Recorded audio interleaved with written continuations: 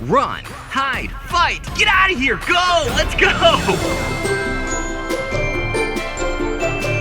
So in the world of filmmaking, there's this thing called an elevator pitch. If you want to pitch a movie or something, you have a movie idea, you try to have like a few different types of pitches. You have your like 5-minute pitch, your 1-minute pitch, and of course your elevator pitch, which is just like super simple version of an idea. But sometimes I feel like those elevator pitches, they can kind of end up being dead on arrival. Today I got a movie that's an elevator pitch that you would think wouldn't work. It's called Run, Hide, Fight, and basically, it's Diehard meets Columbine.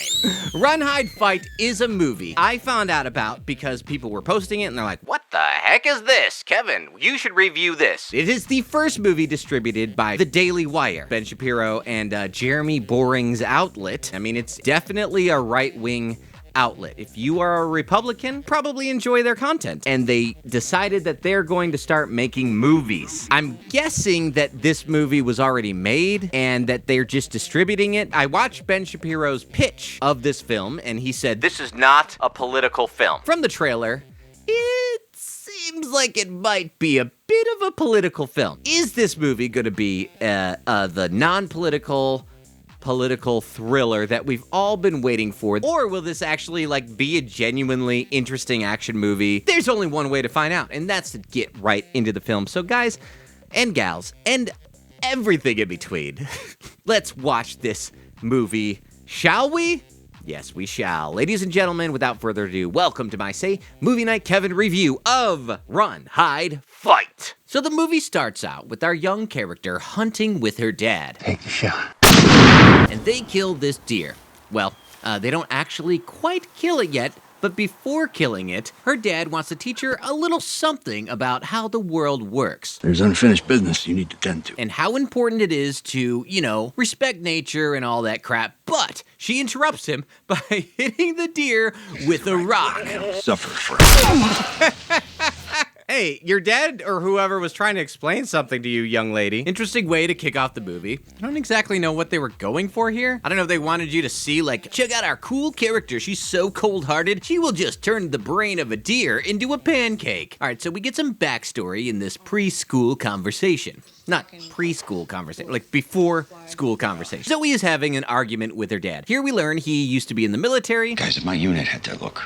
Not everything is about the war. That things are hard now after her mom died. Still feels like it just happened. And she has this best friend who's gonna take her to school. Sorry, not breaking, just entering. All right. So then we're off to school. On the way, we get some more backstory. We learn about who these characters are. You were saying how things are getting more and more heated between you and your pops lately. You usually come out right when I honk. Now, I'm not saying that's a bad thing. In fact, I think that, I don't know, exposition can work, and it works, and here, it makes a lot of sense. And as they drive along, we learn that it's senior prank day. Senior prank day. Is it senior prank day, perhaps? I hope that doesn't, like, come into play when they go and, shoot up the school. Wait, well, no, it's senior prank day. It's fine. And we get our first prank in the movie, in which we see a butt.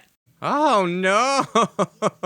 Letting us now know that while this may be a conservative movie, it certainly isn't a Christian movie. I mean, along with the fact that we've heard quite a few F words so far. So this isn't your grandpappy's school shooter movie. That's for sure. Later, when they're in class, we have a few goofy pranks. Oh, very fun. Very fun.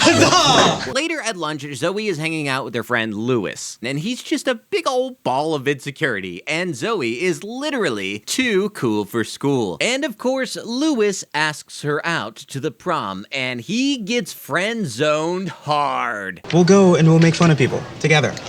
That's your dream prom night?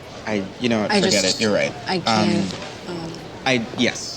Oh, Lewis, I'm sorry, buddy. You were the only good thing. Lewis is so... Don't lump me in with everyone else. Well, playing the I just want to be friends card really tires Zoe out, so she heads over to the bathroom. Just going to the bathroom. When you come back, You're can we just like fine, I hit promise. refresh and pretend I don't suck? And that's when things go wrong!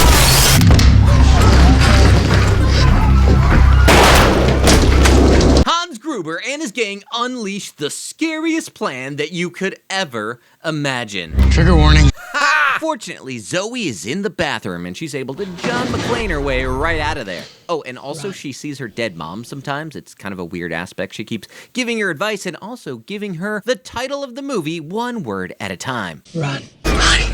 Fight. Oh my gosh, I'm on the edge of my freaking seat. Gee whiz, Ben Shapiro, you really did it this time. And eventually Zoe actually gets out of the school. But that's when she realizes she needs to go back inside and save everyone. Students have guns in the cafeteria. This isn't a senior prank. Meanwhile, the school shooters are in there trying to make a whole mess of everything. Okay, we are in charge now, so please, just do as we say. It's kind of weird. I think that the way that they did this is interesting. I guess what I can appreciate about it is that it is very different. It's not like you can kind of pinpoint which school shooting this is replicating because there has never been really a school shooting like this. This is very much more like the Die-Hard crew than it is what an actual school shooter is like. They have like a whole plan in place with phases. Phase 2 is about to begin. Which, come on, high schoolers did this? High schoolers? It's a weird portrayal of what a school shooter is like. Even though I think this actor totally knocks it out of the park. He's really giving it his all. I can appreciate that. Tristan? Rob.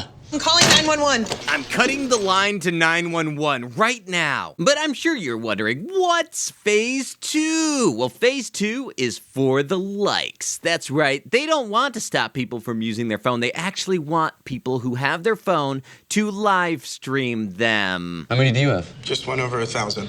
You're my main camera now, so please stay close. Hello, this is live from inside. And that's when he uses his social media megaphone to let the world know that this situation is actually society's fault. Everybody watching is culpable. You all post and you tweet and you share.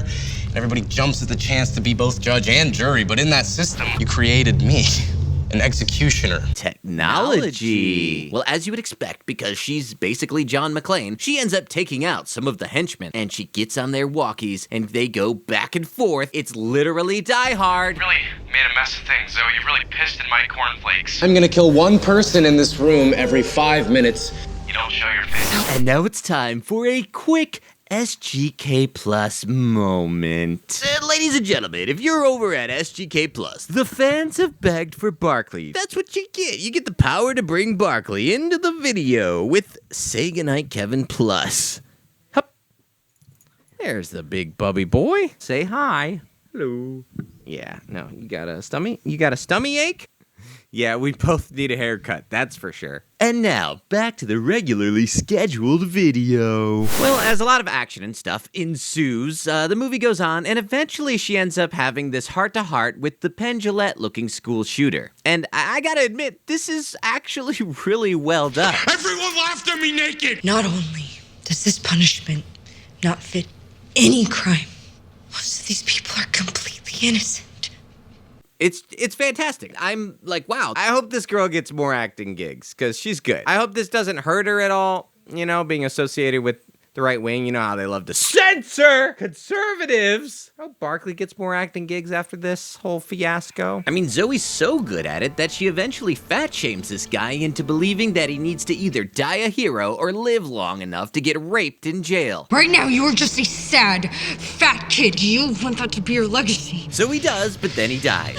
Meanwhile, her dad's outside and he saves her by shooting his gun into the school. Of course. Which police, understandably, don't really appreciate very much. Probably for the best. Yeah, you can't just shoot your gun into the public school and be the good guy. You just killed a minor. All right, well, everything goes bloobity-bloobity-blue, and ultimately, Zoe realizes the big ultimate plan is to blow up the entire school. She finds this giant bomb inside the van. Holy crap. So many car batteries. That's when she starts cranks the engine and she sends the van out to blow up the incompetent police officers.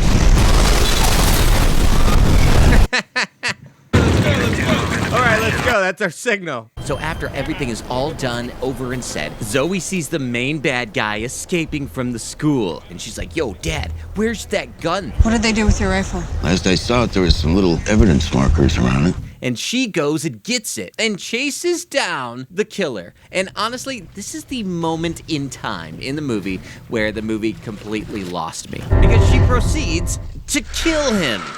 An executioner. I understand that this guy's a threat to society, but it's not your place. It's one thing when you're in the school and you're defending people who are like in immediate danger. But the fact that she goes ahead and kills this guy, and not only kills him by shooting him, but leaves him there to suffer, is kind of self-indulgent, I think, on the side of the filmmakers. And it just isn't right to let it suffer. Or is it?